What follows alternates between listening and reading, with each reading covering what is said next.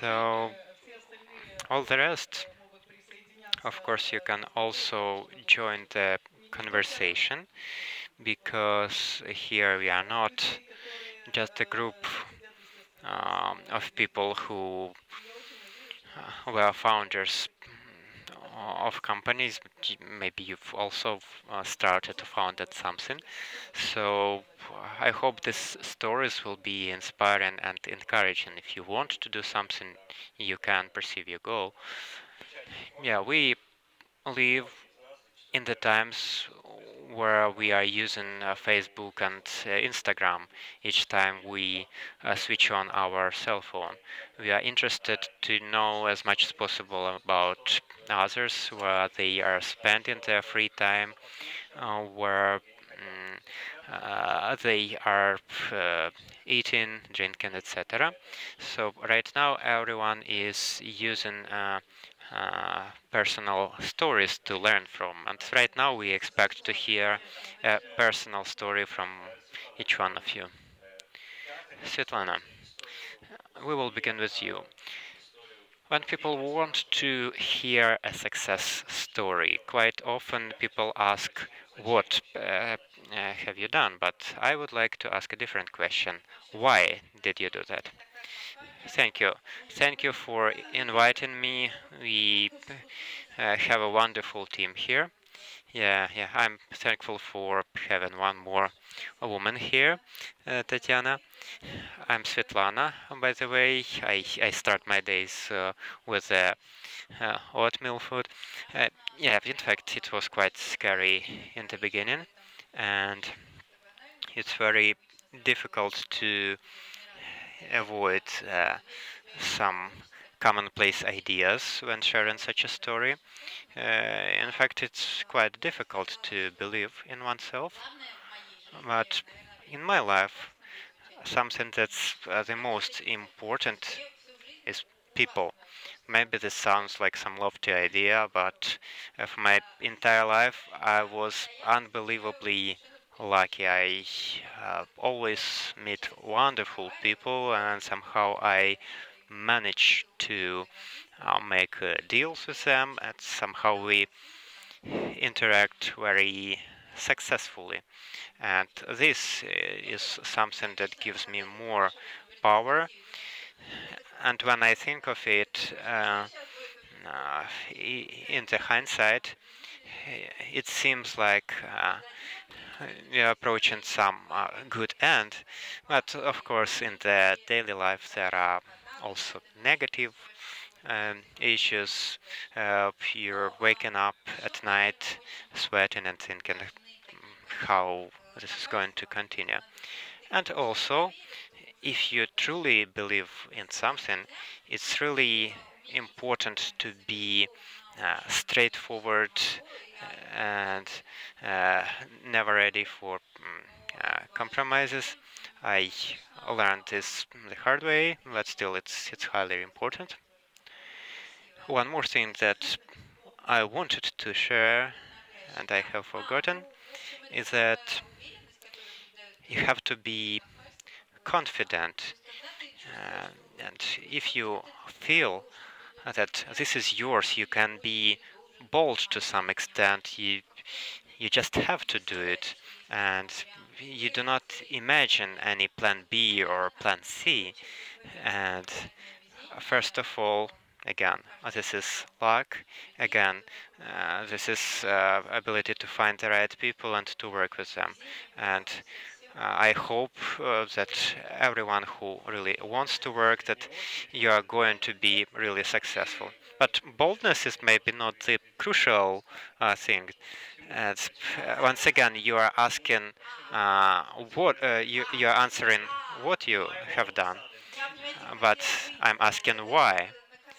Okay, I wanted to start from some global cosmic level, but once again, this is something interesting to share. I learned that translation memories did exist. So, did you work with translations at that time? Yes, I did, but I did not. I was not involved with this technological kind of translating. So I were in Germany, in Stuttgart, where SDL had their office, and I thought to myself, why don't I visit them?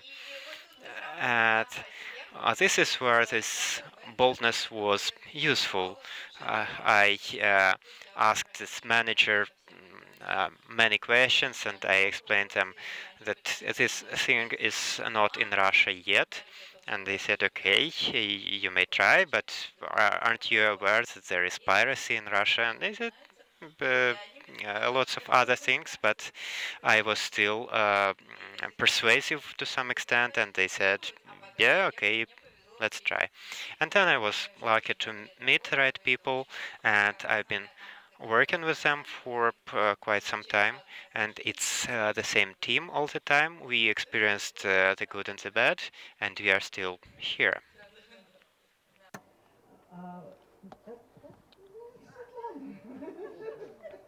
Well, wait a second. Yes, of course, I can go deeper, but I might also stay quiet. Well, I would really like to know how you actually. Well, you did have some fears, and I'm sure the same as each of us had, and probably it took several attempts to succeed, and it took some time. How was your life back then, when it was still all not clear, but you needed to live by? I suppose you needed to bring home the bacon after all. So what have you been doing then? We try to diversify the business. We try to offer different kinds of services and translations, of course, so we couldn't do without that. And of course, it would be wrong to sell the translation tools without the experience of translations, and it all was easy to combine. Well, it worked differently. Well, this is the very beginning. Because, for example, when I was starting the business, we are located in the same venue. It was like the storage facility to the shop, to the store. We had this handmade desk. It was 1997. It's really scary to bring back these memories. And then, of course, I was not able to afford hiring employees. How did it all start with you? Of course, you needed the people, you needed to work in some location. Yes, of course, it was very similar. We had a very ridiculous office, the first office. We were renting it from our friends. Of course, we went through all of these stages of development. What is interesting to know that there is no point when I could say that, well, it's time to rest on the laurels. You keep having this feeling that you still need to do many things. Of course, this is not exactly the time now, but the support from the family, did you have any? Did you have any moral support from the family at least? You have to be frank. You cannot beat around the bush. Well, yes, that's true, and I'm very grateful to my family for their support. But I need to say that I was trying to follow a very wise advice that women don't have to bring the work to home. So all of the problems that you face at work, you need to address them at work. If you have any problems with children, with your family, you should live this life. This is the normal life. Because when you are thinking of the next month, what is going to happen, how it's going to develop, and when you get home and you have the child there, you don't want to be dull there talking to your child. Of course, I tried hard, so you didn't have the dull face. Well, maybe I should also ask back from you, because I only had one child. It doesn't count. When I first read about you that you started a business with 3 children, I was really amazed. And then after that, it all went smoothly, right on. What about the family that were supporting you? How did they live through this success moment? Of course, it was much more difficult to handle because I had to work more at home and to go on trips, and I had less time. And you probably all know that there is this organization, Women in Localization. In Russia, they now opened their branch. I'm sure they will open the branch in Ukraine whenever they have a chance to. So one of the major topics for their discussion is how should women combine business and family life. This is a very pertinent topic to discuss in any country of the world. Everyone does understand that there is no solution, there are no answers, because you cannot manage everywhere. Of course, you have to sacrifice either your personal time or some other things that you would like to organize differently in your life. Well, this is the situation that doesn't have any answers with me. I don't think any other people have any answers to that. Well, Svetlana, of course, there are moments of this feeling, that you're are failing, and you feel like bursting into tears, and then you want to stop it all, and you don't care what's going to happen next. But on the next day, overnight, you are all alert and ready to go to work. What is your motivation to continue? I have a very easy solution. I don't think any psychologist could approve of me. I just tell to myself, pull yourself together, you sluggard. I am not sure. Maybe this is just my type of temperament. When I'm trying to look at myself from a side and try to think, why should I give up or give in? Do you ever feel like doing something different, something very different, so that you don't have this burden when everyone depends on you, etc.? Yes, of course. I've been interviewed recently, and well, I realized and I decided that I will be the pilot woman in another life. Yes, but in my current life, I'm really interested in everything related to art. Everything, every institution related to art and culture. I'm really interested how this all works from inside, and I feel like learning more about this. I know many people who work in museums and theaters, and I see the results of their work. I'm really interested in that. I mean, cultural management. It's very interesting for me. Thank you, Svetlana. Thank you for coming and for sharing with us. And I hope it inspired many others. These are the box of chocolates. I don't. I hope it doesn't say "pull yourself together, you sluggard." Thank you. And now, if I may, I would shift to the host of this welcoming place. It's not you, Mikhail, not yet, not yet. Maybe you have some agreements already. Stanislav, I'm not going to beat around the bush.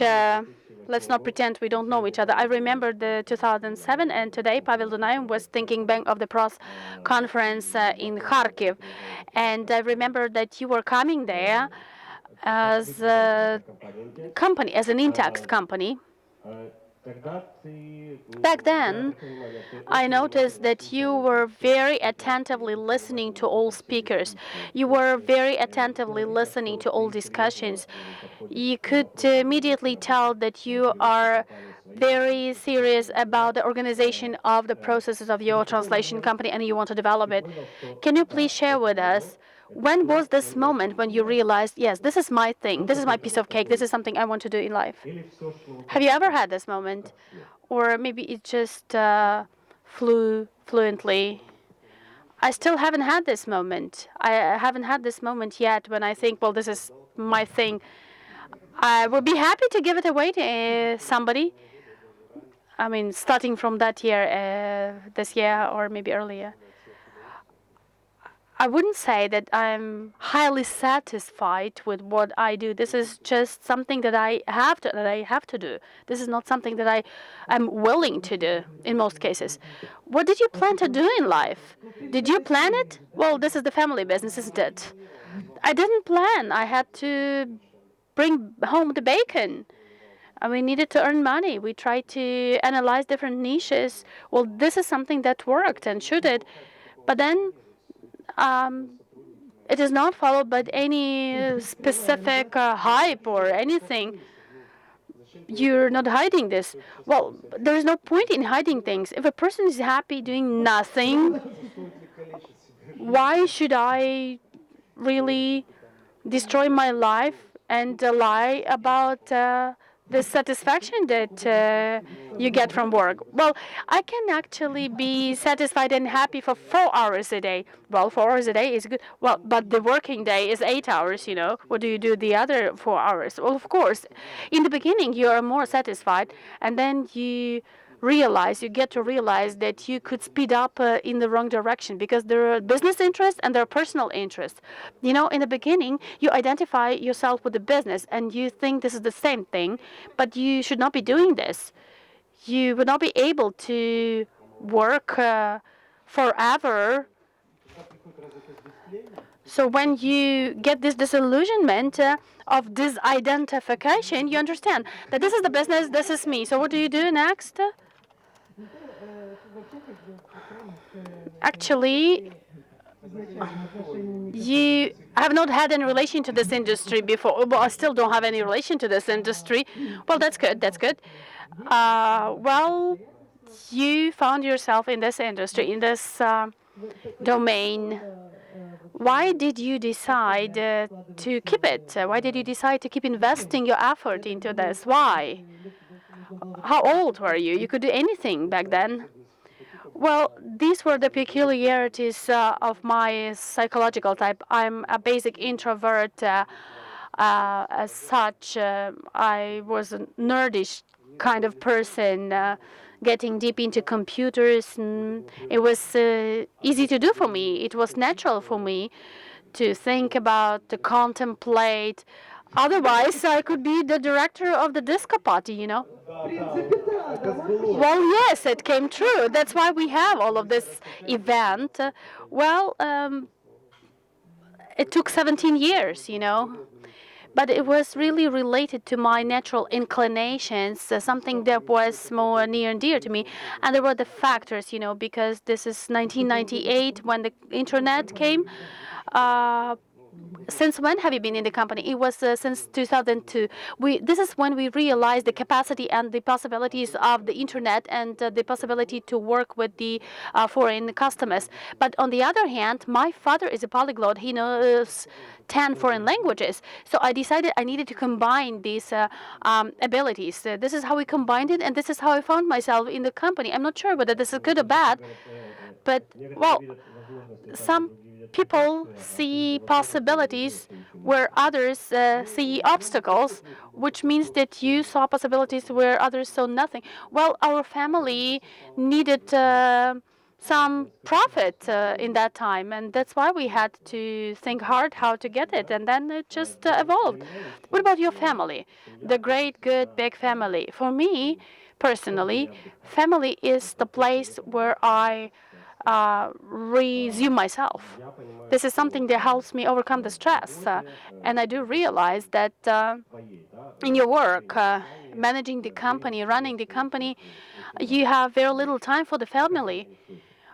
We will be talking about this while they cannot hear. So at that time, back then, was family the place where you could relax, or was it an obstacle for you? I didn't have a family back then. It was not possible to do two important things at the same time. I'm not sure how Tanya managed this. Tanya can probably give some lessons to us on that. Well, actually, you do things in young years because of this impudence, of this foolish impudence, because you are too young and you don't realize what it takes, because it has a price. Because you have bad relations with your family members, you don't have a family, and you have to go through all of these stages of development, and you keep transforming with the company. I only got a family later. So you would recommend to people who want to build their career and build their businesses not to start a family? No, I never said it. I never said it, of course. I mean that this is very difficult to combine and to pay enough attention to your wife, to your children, to your parents. You don't have time to do this. Suppose there are 8 hours, but in fact, there is little resourceful time. We keep doing something. We think we are doing the job. Well, this jar needs to include everything. We mentioned this today. You need to include yourself, your physical exercises, the hectares of forest, the chicken, the garden, and the stuff, and then the children. You have the priority list, the family, as the other speaker mentioned. Then you had a job. Well, you need to squeeze the job into somewhere, but it still really takes much more time and much more space than the jar can include. And then, everything has a price. And then I also wanted to ask you the same question as Svetlana. Of course, it didn't run smoothly from the very beginning. Of course, later you would think of all of these physical exercises and hectares of forest. You didn't have all of that back then in the beginning, did you? How fast did you get to that moment when you finally could, sit back and maybe hire more employees? What about your first office? It was fine. It was fine. So you did have resources to rent the office. Well, this threshold to enter this market was really low. You just needed a computer and a cord. There was a good office, yes, and the company was my mother and my father. It was very easy to manage. You didn't need the storage facilities or the vehicles, etc. But you needed to eat something. We didn't eat anything. I was still smoking back then. You didn't have your lunch 5 p.m. You get outside the office and you smoke. You feel like zombie, and then you keep doing the job until 2 a.m. This was something you were not aware. You were not conscious about doing this, and then you pay back with psychosomatics, and everything has a price. But at some point, we focused on a niche that this oil money from Russia was actually coming, and we were using it and benefiting from it. I don't even realize how we got there. But after the sanctions were introduced, we realized we needed to change something. We thought that it would last forever. So we keep learning. It's lifelong learning, especially if you want to start something in Ukraine. You will never have this feeling of like you did it. Maybe at some point you need to sell everything. No, no. I'm jokes apart. If you feel happy now, why changing something? Anything at all. Thank you for this frank revelation.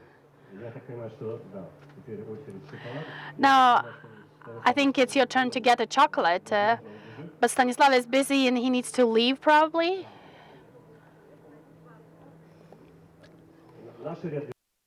So we still have some people with us, which is a huge luck. Now comes Igor. Let's give him a mic.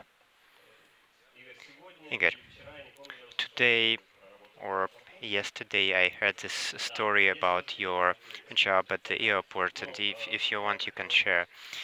But I have the following question right now. So since the very beginning you've had the understanding that this was a dull, uninteresting job and it lasted no more than 2 or 3 days, right? And the thing that you are doing right now, have you ever had this moment that it's also dull and uninteresting, but I'll still keep doing it? Well, I started my career as a translator, and I worked for one of the leading translation companies back then. In those conditions, we did not have those harmless screens, etc. So for me back then it was quite dull, and I was using ICQ to talk to my friends, and I got reprimanded for this in the end of the month. So my manager was using some computer tools to track how much I was talking on ICQ and was requesting the text of my conversation. So I didn't like that. I spent maybe half a year there, and I got a more lucrative offer, which also enabled me to live more freely. I left immediately, and I never stayed where I didn't like it. When I'm not comfortable somewhere, I'm just not staying. And I always preferred the best things in life, and back then I realized I do not want to sit there and be a translator. But at some point, when I left my lucrative job, I came back to translations, but I became a freelancer. And I like this much more because there was much more freedom there. I was quite a good translator.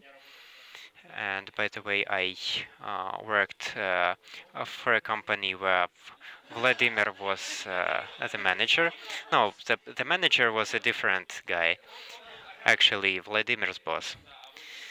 So, so I worked as a freelancer for that same company, but I started finding my own international clients, and this was quite a successful freelance career. But at some point, when I wanted to get my pay from Vladimir, and Vladimir told me that there was some challenge, and he was thinking to leave the company. And at that point, he had some doubts about leaving. I did not have any doubts because I was a freelancer already, and I knew Vladimir quite well, and I knew that this would be a good idea to uh, do business with him. uh, I knew many other people who could sell even better, but as for Vladimir, I knew that this is a person who has some management experience, and that's also an honest person, and that's also someone with whom we will not have any quarrels. And we decided to do something together. And I also had some business background back then. I realized how to register a company, and one of our companies was registered outside Ukraine. We were afraid of the Ukrainian government back then, although that was not that long ago. So we safeguarded ourselves in different ways, and we started our work. I was just a translator for quite a long time. I enjoyed it and I didn't want to stop.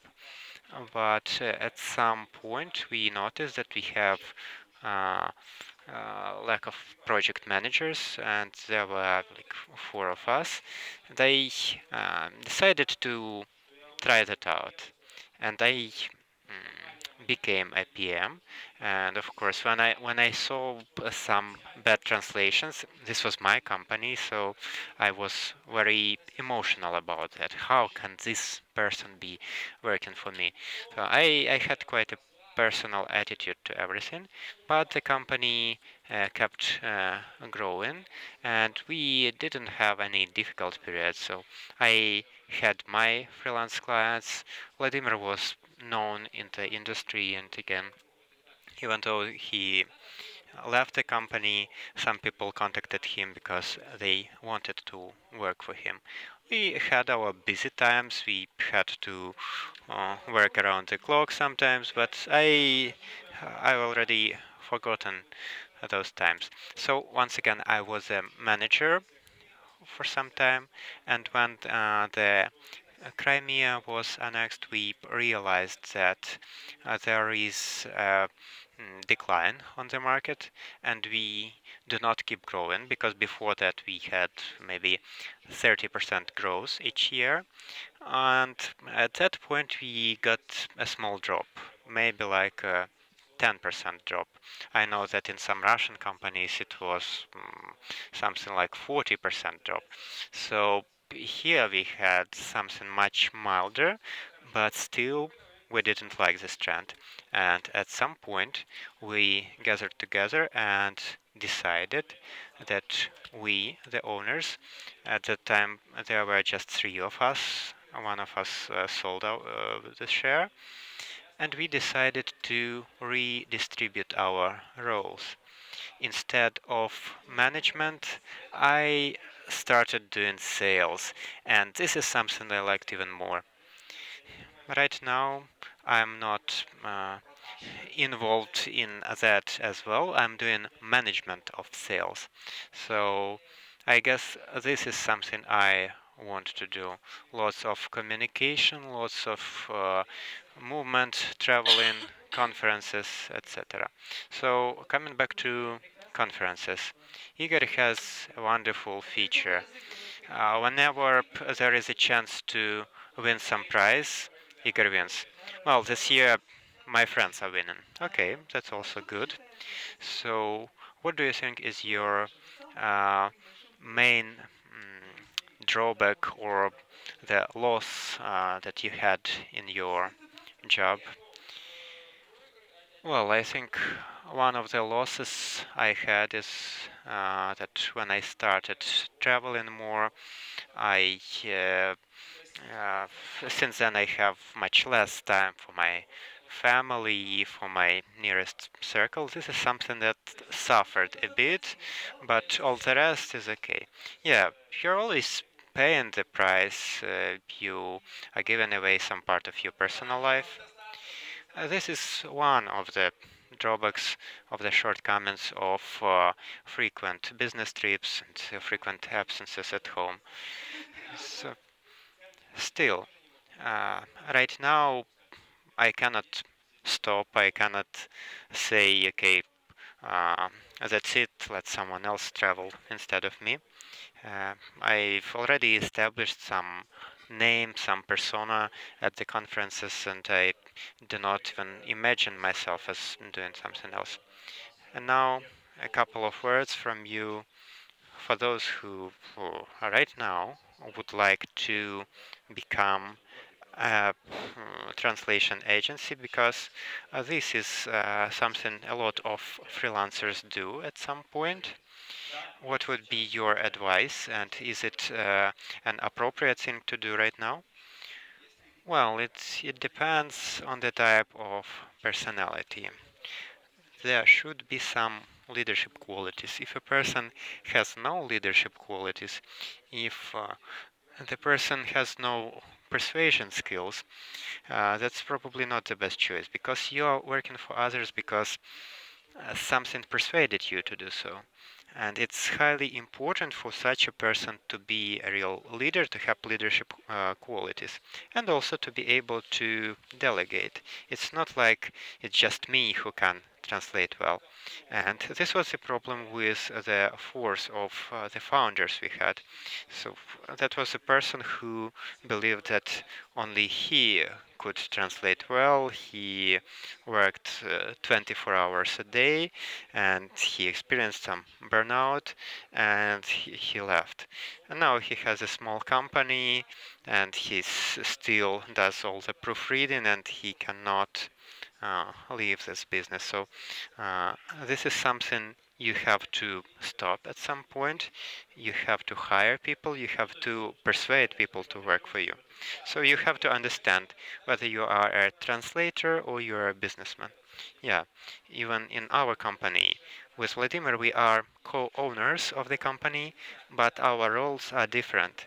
And this is great because you cannot be simultaneously doing the finances, operational activity, and sales. You have to distribute these roles. You have to decide not to do micromanagement. You have to deal with the strategic things, and the more you delegate the small things to others, the better. Right now, I'm trying to let go of sales to some extent. If there are some easier negotiations, I just represent my company at conferences. I tell people who we are, and then if people ask something, then I answer the questions. But I want people to be ready to continue working without me. Thank you.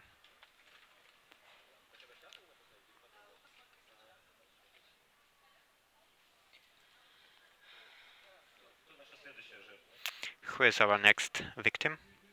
Misha. Misha, I know that your story is just marvelous, the story of your company. Yeah, this is about the ugly duckling story. What's that? Well, that's something sweet, I believe. Yeah, that's true. So, please, how it all started, share with us. This can be a long story, but could you please tell it in a short way? Just like Stanislav, I'm here because of an occasion. Stanislav, who had a father who was a translator, and my previous wife was a student of the foreign languages department. So this was a kind of a joke. It was 2002. Back then I worked for the advertising business for different companies. I was getting tired quite quickly, just like Igor, and everything seemed dull to me, especially this 8 hour long working day. This is something that was totally not fitting me. I preferred working at night, for instance. So at that time, I had 2 jobs, and this previous wife told me that let us try this thing. And it was quite obvious. The idea was to do some tasks for the students. It was not an effective idea, but we tried other things as well. We purchased an email database. It's a shame to admit, but we were sending out some spam. And since I was someone from the advertising world, I made some very good advertising uh, with a leopard, and explaining that our translations are as good as this animal, but unlike this animal, we are not that dangerous. Our prices are quite affordable. So Outlook Express enabled sending just 15 letters, and we had quite a lot of unexpected situations. People were asking us, how did you know that we needed translation? And it was just a coincidence. We did a similar thing with faxes. The fax paper was quite expensive back then, so the only thing we needed to say, please accept our fax, and to disconnect, so the person would be accepting our spam to their fax machine. Yeah, so we were lucky back then. We got quite a big client. Back then it was a Ukrainian bank, which the name of which I will not reveal right now. And they were introducing automation of their banking. All the manuals needed to be translated into Ukrainian, and we were quite impressed with that. But at the same time, we were quite young and naive, and we just spent all the money on an expensive vacation in Egypt. you went there with our small child, and we didn't see it as business. So our competitors were arranging meetings with us and trying to talk us into setting higher prices, but for us it was just entertainment. So at some point it stopped to be entertainment and became the business. So how did you realize that you had to invest? Where did you get the knowledge? Or did you have it before and you suddenly realized you wanted to do that? Well, this question is very difficult to handle. Well, why did we do this like this? With my ex-wife, we were, reading this Rich Dad, uh, Poor Dad, Rich Dad. So we believed we were the incredible investors. We were reading some specialized literature about the investment and about different kind of stuff because we didn't see ourselves in this place. Well, actually, she lost the interest very fast, but I stayed alone. But back then, the only thing I could do in English was my name. I could say how my name was. So I needed really to work with all of these Java stuff and stuff. It was the mega challenge for me. When I stayed alone with this business, I realized that I love that business. I love talking to customers, talking to people, and this positive drive kept surging me on top of the waves. So you actually caught the wave. It was a very slow surge, because I still. It took very long time, to be frank. I believe 10 years or so, I've been thinking about it as a business, but I always believe there are more important things. I really invested a lot of time into my personal development. This is something what Stas mentioned. You need to clean your mind, not to interfere with your employees. So I went to India, to all of these camps. I took my little son with me. What about the business? How did it work? Well, I hired a person. There was the first employee, and I told the person, go ahead. If you have any questions, you call. It worked. Yes, it did. My question is, I also recently talked to my French friend who had an agency. I learned about her story when she went to India in search for something. I mean, searching for the same thing, I believe, right? And she also hired a person and taught this person very fast. Meanwhile, this person actually stole the agency. Well, I hired, this is a dangerous thing to advise. Well, actually, I really love talking to people, and I can read people very well. Maybe, well, it shouldn't sound like boasting. We have a linguist who can always give me words to support. In fact, it's not very difficult to read a person or scan a person. You need to be frank to yourself. You need to see your negative traits in different situations because we've been raised by our parents, by our environment, by our society, and we do have all of the set of settings. And while we are still young, we keep repeating the same things from films, etc. If you work with this, then you clean it and you start seeing the world in a different light.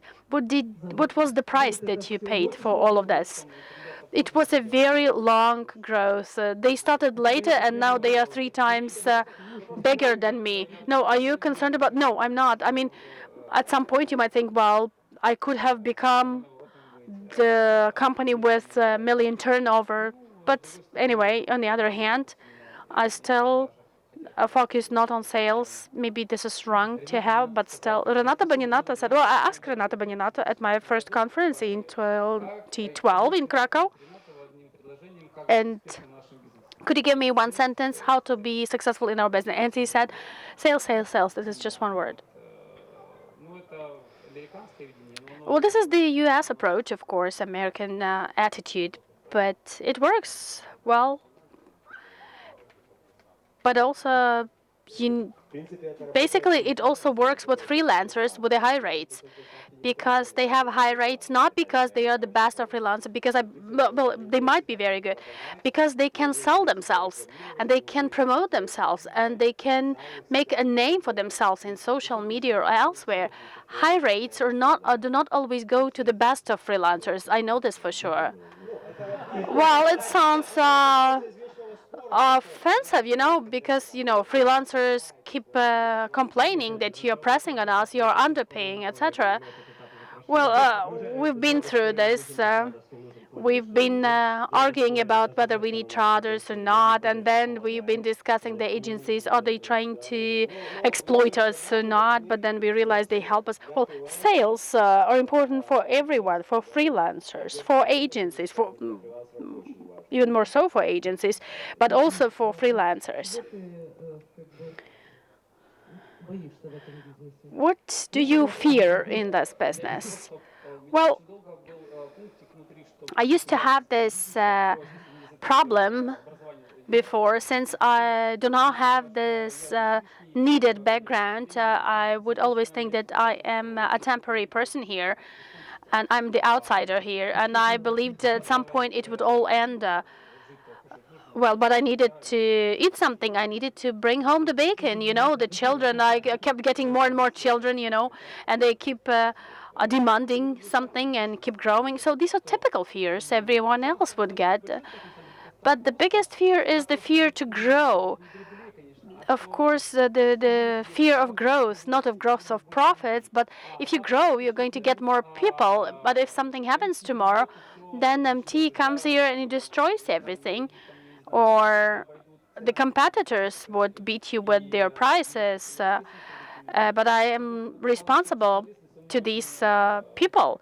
I do have this excessive feeling of responsibility. This is never-ending story for me. Oh, it's a pity that Stas left, but I would like to follow up the words of Svetlana about this point when you try to choose between the family and the children, when you need to make this choice.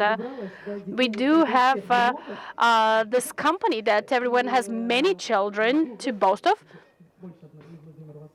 Volodymyr, you have one? Yeah, two kids, or at least more than one child. Some of them many more children than one.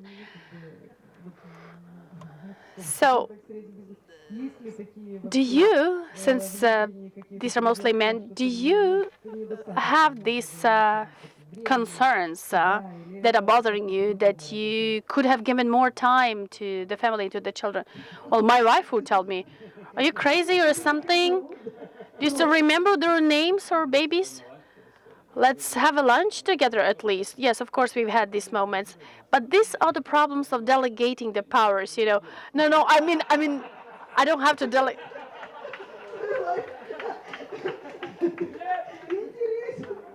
This was an interesting point. How do you select the suppliers to delegate the lunch with the wife? I'll rephrase. Yes, I realized that when I said it.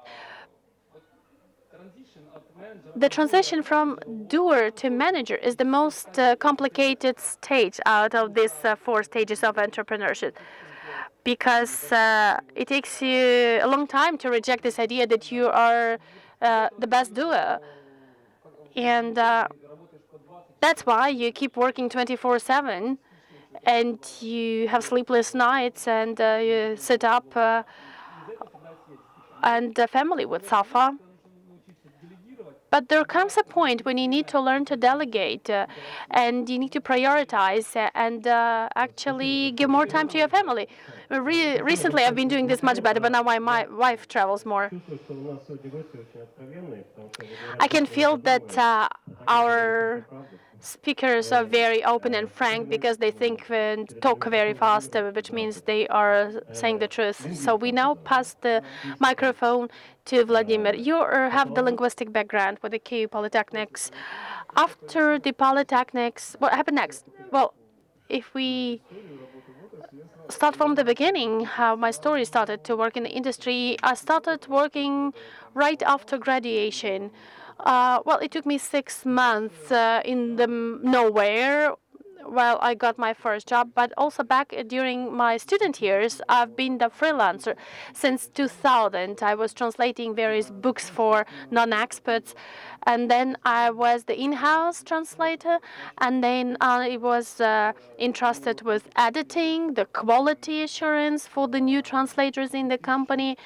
In 2005 or so, I was assigned with the project management, and in 2010, I basically managed the translation agency. I was not the director, but I was running, and I developed all of the processes. In 2010, jointly with Igor and two other colleagues, we founded Technolex company. And before that, you had this advanced international translations, right? The next stage, when I realized that the processes in Technolex were smoothly running, then we had Protamos in 2015. I mean, I just registered this as a separate company in 2016. What happened next? What about this translation, agency work, editing and proofreading, and then the project management? How did you feel back then? Did you always aim for your agency, or did you aim for going to Bali? You didn't have, I couldn't afford it. Well, but you could afford wishing for it. Back as a student, when I was still 19, in the late 1990s, I tried to compare the living standards here and in other countries, and my uncle immigrated to the USA at that time, and I really considered this option, just to leave and do something there. I even got my visa rejected to US visa. I was still a second-year student, and maybe that was the right thing for them to do. I mean, I could leave. I could leave. I was 19 years old, and nothing was real. I was not attached to anything here. Of course, my uncle is still trying to tell me, "Well, come over," and I would really not understand why. Well, your career was developing and growing well. You earned the money. Everything felt fine. I guess it was not an easy decision to quit it all and start your own business, wasn't it?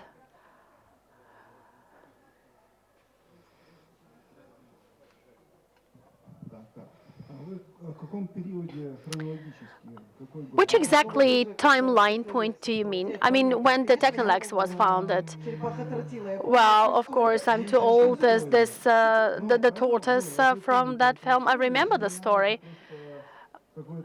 Since you remember the story, well, at some point it was morally uncomfortable and unacceptable to stay there. That's why I had a choice to disappear into the thin air. And the second option was to leave and get a job in some of the Western companies. I really had several offers because the customers actually were very affectionate to me. When I wrote a farewell letter, I received several offers. And the third option was to start my own business. Back in Technolex, I didn't have this feeling, like, I mean, I didn't have this wish. Of course, I had a wish, but I didn't have any actual expectations that it will grow to the big company like we have today. I just wanted to work in the comfortable environment, even though it was downshifting. I really realized it was downshifting and I would earn less, but I would work comfortably without the things I could not accept. But then it started growing and it turned out to be much better than I expected. When you founded the company together, you had a partner. What if you had to do it yourself? If you didn't have any person who could stand by, you could rely on, would you manage yourself? What do you think back then? What do you mean by yourself? What do you mean by alone? Actually, most of the employees followed me from the previous company. When I was leaving the other company, I had this feeling of the U.S. action movie when the protagonist actually leaves and casts some bomb and everything explodes behind the back. I was not alone in the beginning because I had a team. I had the employees, but the only difference was like about their status. I considered back then that it would be fair to equally distribute and have it 25% each, and then the others joined, and then they were employees.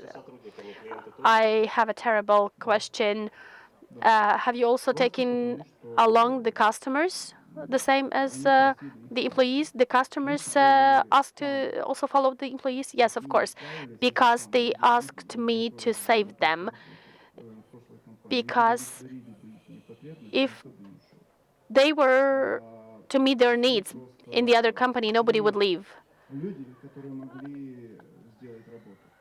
The employees that left, those were the people who could do the job, so the customers didn't have any choice. What was your price for all of this growth? If we talk about this time, 2010, it was a very highly stressful time. Well, the Technolex itself, it was not a big company in the beginning. In the first 2 years, I also had a moonlighting job, being a manager in another company. I had a salary job in this U.S. company as a manager. It was only after some time, after 8 months, that we got the office and we talked to each other via Skype. We only rented the office 8 months after the company was founded. Of course, the price was our time, our efforts, because we really needed to work like 12 hours a day, like a regular working day. And then I didn't have anything else but for my job. That's it. It was only after 3 years, after the company was founded, I started thinking about, well, I cannot live in the office, and the employees cannot be my only family. And this is where I started thinking about it, and I decided to change something. Yes, of course. My price was that I didn't have any other aspects of my life but for the job. Well, do you think back of this? Was this the joyful time or the difficult time to have? No, I never think back of this as of hard times. This was just the time of some achievements, of some breakthroughs. I don't have any regrets or anything that I did this way, not the other. I didn't really deprive myself of anything. I didn't feel like this. This was my decision. I was happy about this. I'm really happy I've had this situation. And I'm happy about the current situation. Why should I complain? These were the times that shaped my personality. Well, they say that the history doesn't have the conditional times. We could not say if it were different. So suppose you need to give the advice to you in the time of graduation if you left, for example, back then. Well, this is the question to everyone. My piece of advice would be very mundane. Keep believing in yourself. Trust yourself. When we were founding Technolex, I was not sure it would work. I was not confident. And in 2015, when we started the Protemos project, they were saying, well, how come we have the other competitors? Why are trying to get there? Don't. Well, I didn't have this confidence, but I still was forcing myself into doing this. But maybe at some points we could have reached some things much faster if I was more confident in myself. What would be your piece of advice to you in those times? Maybe we would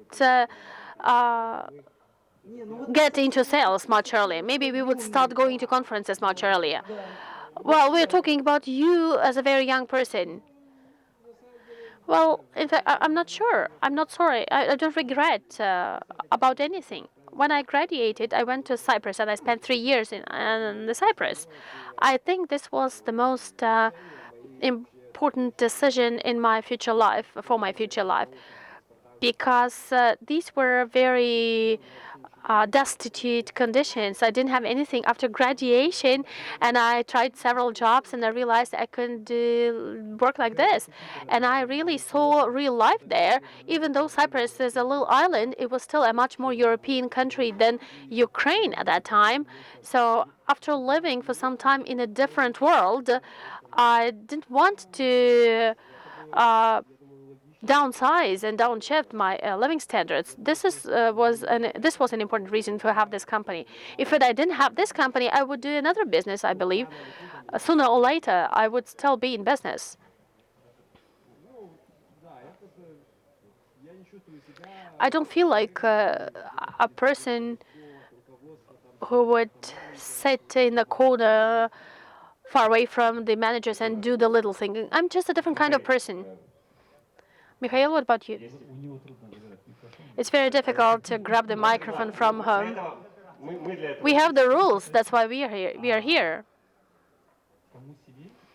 The piece of advice to me, myself, back then, actually, my piece of advice would be keep going. Keep going, because failures happen from time to time. The same as Svetlana said. Like sometimes, like I feel like I want to quit. I can't handle this any longer. Some unjustified complaint that some colleagues instigate, about our translation. All of this undermines your confidence, and you think like, well, that's it. But you need to keep going. You need to sleep on it and make the decisions afterwards. I think it's time to finish. Let's really express our gratitude to them for the interesting story, for being frank. I hope that you are inspired or maybe even bedazzled and bewildered by them. Thank you.